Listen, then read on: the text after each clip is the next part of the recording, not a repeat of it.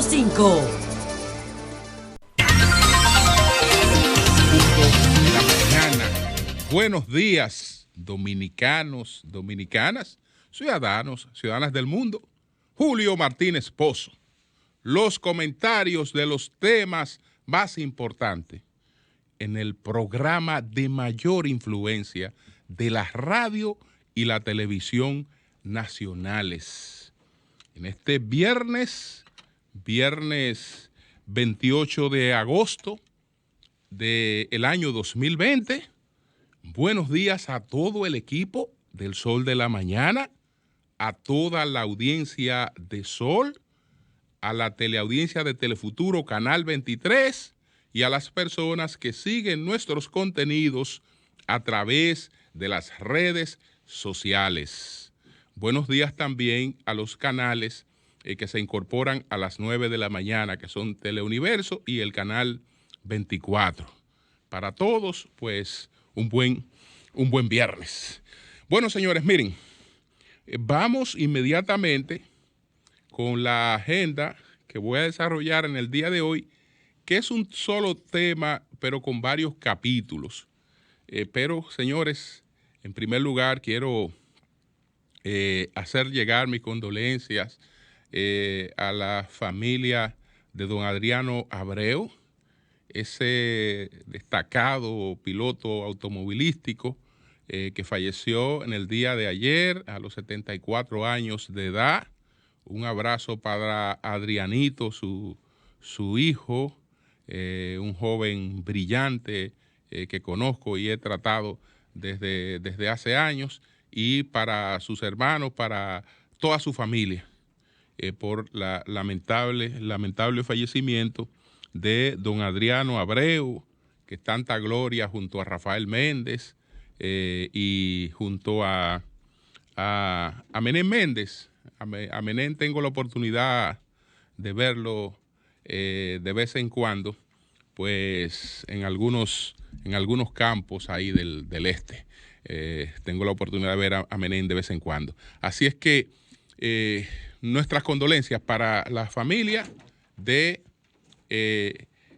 don Adriano Abreu. Entonces, ¿cuál es el tema que trato en el día de hoy, que está subdividido en varios capítulos, que si logro tratarlo en el tiempo que tengo disponible, entonces digo algo de lo que ha ocurrido con el año escolar en la República Dominicana?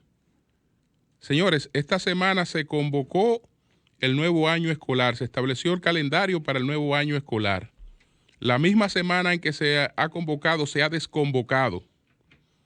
Ya ayer el ministro de Educación, Roberto Fulcar, le dijo al país que no había posibilidad de que el 2 de noviembre se iniciara el año escolar. Y él explicó razones que no sé cómo en la planeación no se tuvieron en cuenta antes de hacer el anuncio, porque eran cosas elementales todas las que él ha explicado. Si tengo tiempo, hablo de eso. Ese no es mi tema, pero ya sabemos que estamos a la deriva con el año escolar. No sabemos lo que va a pasar con el año escolar, porque lo que se anunció ya queda totalmente sin efecto después de esas declaraciones que dio ayer el ministro de Educación, Roberto Fulcar. Borremos el 2 de noviembre. Borremos el 2 de noviembre. El año escolar no se sabe lo que va a pasar con él en nuestro país.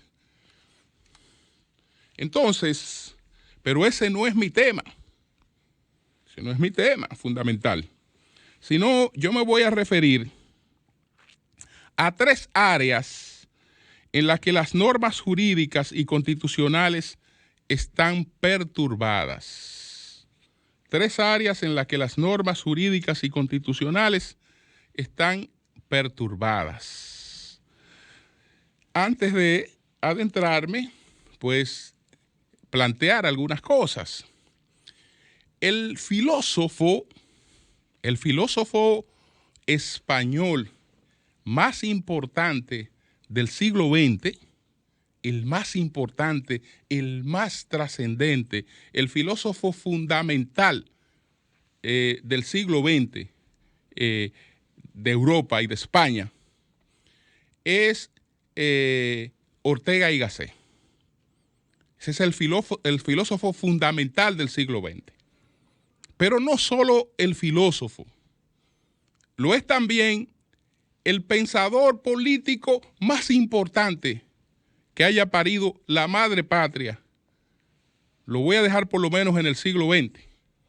El pensador político, es decir, no solo filósofo, un filósofo que tiene la particularidad que la gente puede leerlo, porque es un filósofo que no necesita de traductores. Bueno, dice Ortega y Gasset, que dice don José Ortega y Gasset, que la claridad es la cortesía del filósofo. Por lo tanto, todo lo que escribió don José Ortega y Gasset, un ciudadano común lo puede leer, disfrutar y entender. Entonces, eso de particular tiene su filosofía. Pero aquí estoy aludiendo sobre todo al pensador político antes de tratar el tema que voy a tratar. Entonces, el pensador político sobre la política dice que la política es tener ideas claras de lo que hay que hacer desde el Estado en una nación. Fíjense lo sencillo que define don José Ortega y Gasset la política. Tener ideas claras de lo que hay que hacer en el Estado, en una nación. Ideas claras. Eso quisiera verlo, eso quisiera sentirlo en lo que se hace en las acciones de gobierno en mi país. No soy una persona que tenga expectativas inmediatas en términos de lo que puede hacer o no puede hacer un presidente de la República. Digamos, expectativas personales. No. Incluso puedo contar que cuando estábamos en este paso exitoso que ha sido la creación del Sol de la Mañana, en este fenómeno que es el Sol de la Mañana, pues en una de las reuniones, mi querido amigo, Víctor Gómez Casanova, pues dijo que el temor que él tenía con el proyecto nuestro era que si Danilo llegaba al poder, el proyecto se quedaba descabezado, porque él entendía que por la cercanía que tenía Julio Martínez Pozo o que tenía Eury Cabral con Danilo Medina, pues inmediatamente nosotros íbamos a posiciones públicas. En el caso del señor Martínez Pozo, nunca hubo esa expectativa, nunca hubo esa intención. Y le dije a Víctor, de ese susto te aseguro que no vas a perecer. No, de ese susto no. El respaldo, el endoso que le he dado a ese caballero desde un tiempo para acá es porque creo que él puede hacer un tipo de gobierno como el que este país requiere. Y si hace eso, yo me siento satisfecho con haberle respaldado. Entonces, estuvo Danilo Medina 8 años en el poder. ¿Quién habría tenido más oportunidad de irse al consulado que quisiera o a una posición si su vocación fuera la de ganar dinero o hacer otro tipo de cosas? Creo que nadie habría tenido mejor oportunidad que este servidor. o de los que mejores oportunidades, otros pudieran haber tenido oportunidades iguales. Y sin embargo, eso no ocurrió. Eso no ocurrió. Entonces, repito lo que dice don José Ortega y Gasset. La política es tener una idea clara de lo que hay que hacer en el Estado, desde el Estado en una nación. Entonces, no percibo esa idea clara y me voy a referir a tres áreas donde hoy nosotros tenemos perturbaciones con lo que es la seguridad jurídica y hasta constitucional. Y que si la dejamos que se sigan acumulando, se van a juntar con la crisis que tenemos y todo lo vamos a lamentar. Todo lo vamos a lamentar. Entonces, esas tres áreas son las siguientes. Vamos a hablar primero del servicio exterior en la República Dominicana. Ustedes recuerdan lo que pasó con la destitución en un solo decreto de 22 embajadores, 20 que estaban en posiciones de representación y 2 que estaban en otras áreas. La destitución en un solo decreto de 22 embajadores. Ese hecho lo critiqué, lo cuestioné, entendía que la forma en la que se hizo no era necesaria y me imaginaba que eso le hacía algún daño a la imagen del país, además del daño innecesario, del maltrato que se le daba a personas que eran los representantes de la República Dominicana. Independientemente de que por razones naturales se va a producir un cambio, eso en el campo diplomático, en el terreno diplomático, tiene sus formas y hay que agotar esas formas.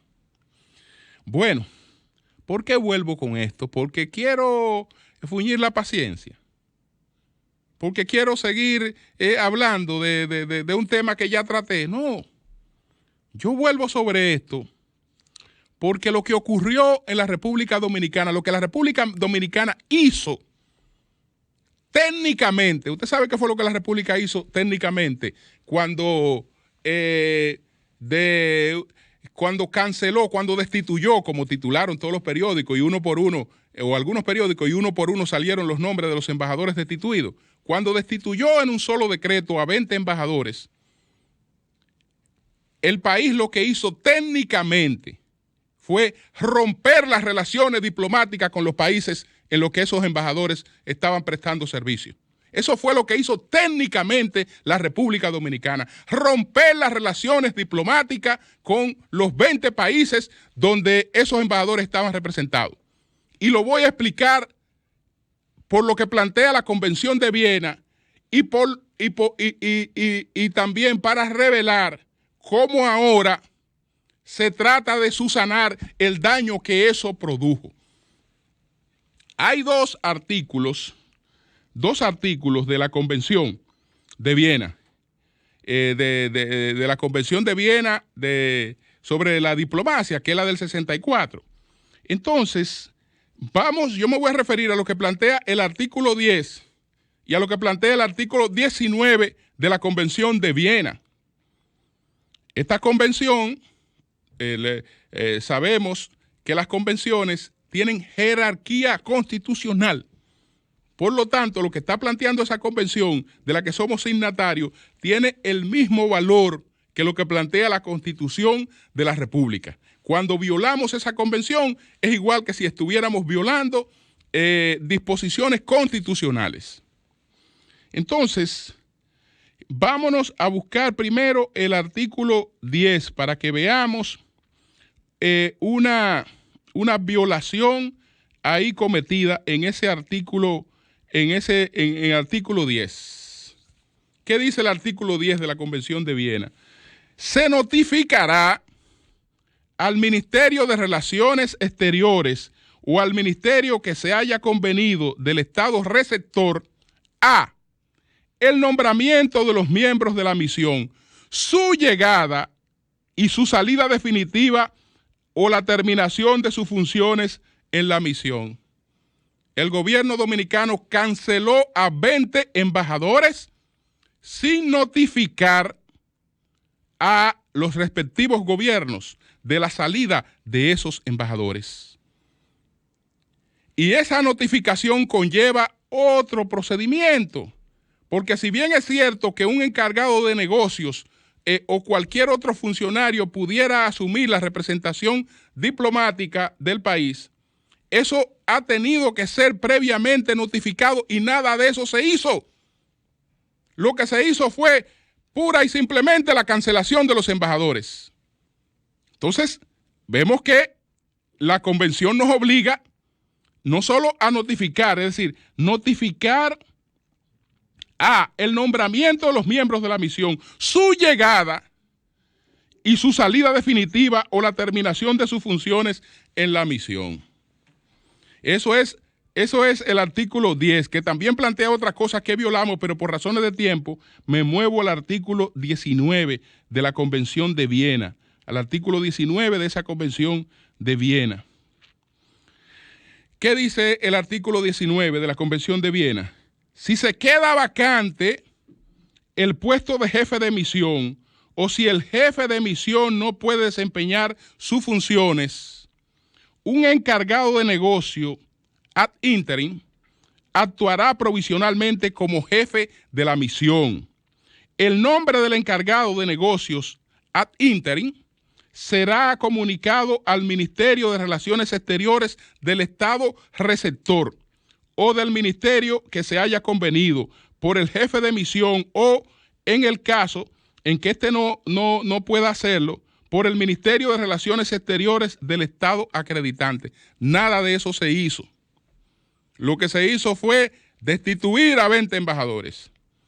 Inmediatamente, en todos los medios estaba la destitución de esos embajadores, en todas las redes sociales la destitución de esos embajadores, y esos embajadores combinados a salir como ladrones de las misiones que tenían. Sin el trámite de la despedida, un embajador así como llega y tiene su protocolo de recibida, tiene su protocolo de salida. Todo eso está establecido en la convención y en reglamentos que complementan todo esto que estoy leyendo. Nada de eso se hizo. Usted sabe lo que estamos haciendo ahora, que después de haber destituido a esos embajadores, después de haberlo destituido, entonces el nuevo canciller, el mismo que celebró esa destitución, le está escribiendo a cada uno de esos embajadores rogándole que agoten los trámites de despedidas de los países correspondientes y que mantengan la representación del país. Porque de lo contrario, nosotros lo que hemos hecho es que hemos roto las relaciones diplomáticas. Advertía que, bueno, usted va a designar un nuevo embajador, perfecto. Pero eso tiene un trámite que pasa por la solicitud del placet. Eso conlleva un tiempo. Pero también el tratamiento, señores. Pero ustedes creen que los dominicanos, y esto no es un llamado, esto no es al gobierno actual, no, es a nosotros mismos. ¿Usted cree que los dominicanos merecemos tratarnos nosotros mismos así? Es decir, que mostremos ante otros países cómo nosotros desconsideramos a nuestra gente, cómo nosotros desconsideramos nuestra propia representación diplomática, cómo la desconsideramos. Entonces, ahora después que esa gente ya fue destituida y toda su familia y todo el mundo, pues vio eso y caramba, ahora está esta carta de el ministro de Relaciones Exteriores a esos embajadores destituidos. No voy a citar el nombre del embajador, la embajadora que tengo aquí, desde luego, pero su despacho. Formalización de despedida. Cortésmente me dirijo a usted en ocasión de comunicarle que en virtud del decreto número 362-20, emitido por el excelentísimo presidente Luis Abinader, presidente de la República, en fecha 19 de agosto de este año, es necesario que inicie el proceso para oficializar su despedida ante el gobierno de la República que usted representa. Que inicie ahora el proceso para mi despedida. Pero que ya a mí me destituyeron.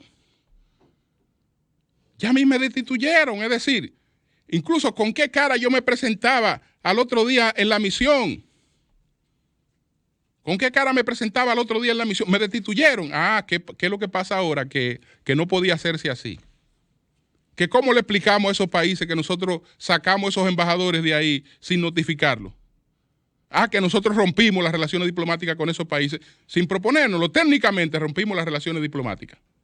Entonces ahora tratamos de enmendar la plana rogándole a esa gente, algunos de los cuales regresaron o lo que fuera, y no, vuelvan, despídanse por favor, hagan los trámites del lugar para no dejar esta situación del país así. Entonces ustedes se dan cuenta que cuando critiqué eso, lo que planteé se ha dado lamentablemente. Perfecto. Entonces eso es en el tema diplomático. Ahora vuelvo al tema del sector eléctrico. Y vuelvo al tema del sector eléctrico porque resulta que ahora tenemos una situación, esto es coyuntural, no es tan grave, me imagino que lo podemos resolver. La planta Itabo 2 ayer tuvo un pinche en una caldera. Entonces salieron también las plantas, los Minas 5 y San Pedro Buenergy. Salieron esas dos plantas. ¿Qué pasa? Que nosotros no tenemos lo que se llama una regulación, no tenemos una regulación primaria de carga. No la tenemos. Solamente Punta Catalina. ¿Qué quiere decir con esto? Que si una planta sale de servicio, la única planta que tiene la capacidad para automáticamente incrementar su oferta y sustituir parte de la energía que está suministrando la planta que salió de servicio es Punta Catalina. Con la demás no existe eso. Entonces, lo que se hace técnicamente es lo que llamamos un deslastre de carga. Un deslastre de carga. ¿Qué es esto? ¿Qué es esto? Esto no es más que el apagado automático de circuito 24 horas. Cuando salen varias plantas, hay circuitos 24 horas que de manera automática van saliendo para no estar haciendo esa demanda de energía cuando tenemos menos plantas. Entonces, mediante el llamado deslastre, estamos resolviendo esa situación. Perfecto, yo creo que eso es coyuntural. Eso es coyuntural. Pero ahí tenemos una situación que no se ha resuelto. ¿Cuál es la situación que tenemos? Hay 3 administradores nombrados en las EDE.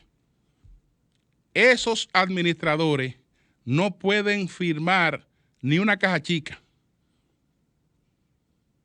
No pueden firmar ni una caja chica. So pena de incurrir en violaciones que pudieran tener un costo jurídico para ellos. Es decir, no pueden hacer nada. ¿Por qué no pueden hacer nada esos administradores? Porque el decreto de un presidente nombrando a un administrador general en una de estas empresas que ya hemos explicado que son empresas públicas no financieras que para los fines del lugar tienen que operar con todas las normas societarias de una empresa privada. Cuando el presidente de la República designa a un administrador, lo que el presidente está haciendo por decreto, en verdad, es proponiéndole al consejo de esa empresa, esa persona, desde luego, el Consejo la va a aprobar, pero en términos legales, si el Consejo no la aprueba, esa persona no ha entrado, digamos, en posesión del cargo. No ha entrado en posesión del cargo. Pero no solo está el Consejo, como esas son empresas mixtas, esas empresas tienen lo que se llama una asamblea de accionistas. Y el Consejo de esas empresas lo que tiene es un poder delegado por esa asamblea de accionistas.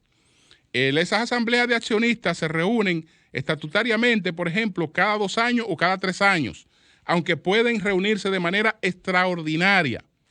¿Qué quiere decir esto? Que cuando el Consejo aprueba la propuesta del administrador que ha enviado el presidente por decreto, esa aprobación es provisional, porque tiene que ser ratificada por la asamblea de accionistas de esa empresa, que ha sido convocada se convoca de manera extraordinaria cuando es necesario, para ratificar las decisiones del Consejo, porque las decisiones del Consejo no tienen carácter definitivo hasta que no son ratificadas por la asamblea de accionistas. Entonces, ¿qué tenemos? Tenemos gerente propuesto a un consejo que no existe y a una asamblea de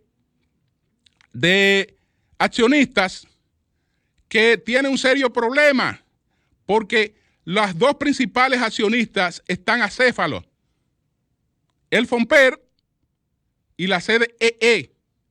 También hay un 1% de accionistas que son desempleados. Pero los 2 principales accionistas, los 2 principales dueños son el FOMPER y la CDE, 2 entidades acéfalas. ¿Cómo se reúne la asamblea de 2 entidades? ¿Cómo son convocados los accionistas de esas entidades acéfalas a una asamblea?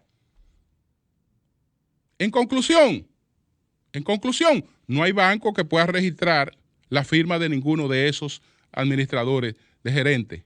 En conclusión, nadie que le brinda un servicio ahí tiene garantía de pagos en estos momentos. En conclusión, están paralizadas en términos legales.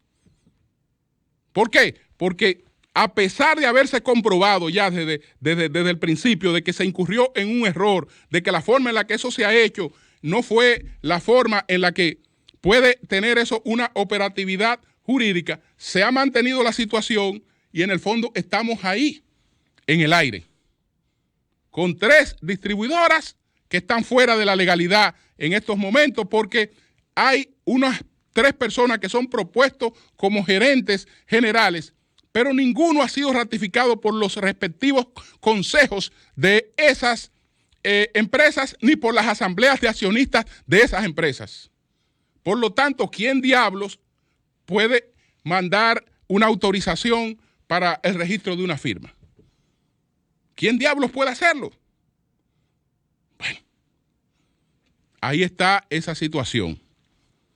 La otra situación es la que estamos debatiendo desde el día de ayer. Bueno, ayer veíamos la opinión que emitía sobre ese particular Andrés Terrero, el expresidente de la Cámara de Cuentas, que es coincidente con lo que habíamos planteado de manera detallada. Dice que el expresidente de la Cámara de Cuentas, Andrés Terrero, expresó que considera algo ilógico que la Contraloría General de la República audite la gestión gubernamental pasada, como dispuso el presidente de la República, Luis Abinader. El exfuncionario basó su planteamiento en que esa auditoría a la entidad que le corresponde realizar es a la Cámara de Cuentas, debido a que la Contraloría es auditor interno del Poder Ejecutivo, entidad que además tiene la función del control previo y asegurar los controles internos de las dependencias bajo su incumbencia. indicó que las unidades de auditoría interna estuvieron involucradas en todas las operaciones realizadas por las instituciones dependientes del Poder Ejecutivo, por lo que se auditarían a sí mismas. Se auditarían a sí mismas. Esa función tiene y debe hacerla la Cámara de Cuentas, que es el ente independiente y con las facultades de auditar. Bueno, ayer hicimos referencia a las leyes, tanto de la Cámara de Cuentas como a la ley 107, que es la que establece el Sistema Nacional de Control Interno y la Contraloría General de la República. Como en esa ley hay un dispositivo que permite, pues, hacer investigaciones internas, eso crea confusión. Eso crea confusión porque puede interpretarse que eso implica que puede hacer auditoría, y no es así.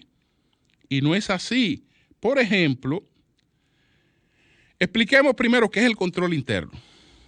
El control interno, ¿no verdad? El control interno tiene estos objetivos básicos. Número 1, eficiencia, eficacia y economía de los fondos públicos. Es el control interno que ejerce la Contraloría General de la República. El segundo, logros de los objetivos institucionales planteados en los planes estratégicos y anuales de las instituciones públicas. Tercero, cumplimiento normativo, no solo de las normas de control interno que se llaman NOVASI, sino de primer y segundo grado, sino también de las demás leyes vigentes relacionadas con el uso de los recursos públicos. Entonces, la auditoría interna, bueno, ¿qué pasa con el artículo 27 de la ley de control interno? Es el que establece la auditoría interna. Dice que cuando se habla de esto, estamos hablando de los procedimientos utilizados por las instituciones para el cumplimiento normativo, gestión y producir informes sobre ese particular, para ver si cumplen no solo con las normas, sino también con los objetivos institucionales. A todas luces, esto no es una auditoría, que es un análisis general de todo, incluyendo la ejecución in situ de las obras, servicio, obra. Es decir, cuando estamos hablando de que esa misma ley le establece a la Contraloría facultad de investigar los procesos internos, eso no se traduce en la facultad de realizar auditorías posteriores. Eso creo que lo tiene claro mucha gente. Ayer recibí muchas llamadas de auditores, de contadores. Ojalá algunos se animen a hablar. Creo que el Instituto Dominicano de Contadores hoy va a emitir una declaración, etcétera, etcétera. Eso está más claro que el agua. Eso está más claro que el agua. Eso no tiene sentido. Pero ¿qué pasa? Que a veces se cree que esto es una cuestión de pulso. Estoy equivocado, pero sigo por ahí. Porque entonces reconocer que me equivoqué, reconocer que he tomado una medida indebida, pues me tumba el pulso. No. Estamos equivocados, pero sigamos adelante, aunque fracasemos. Y no es así. Entendamos el poder hoy en día, entendamos el poder.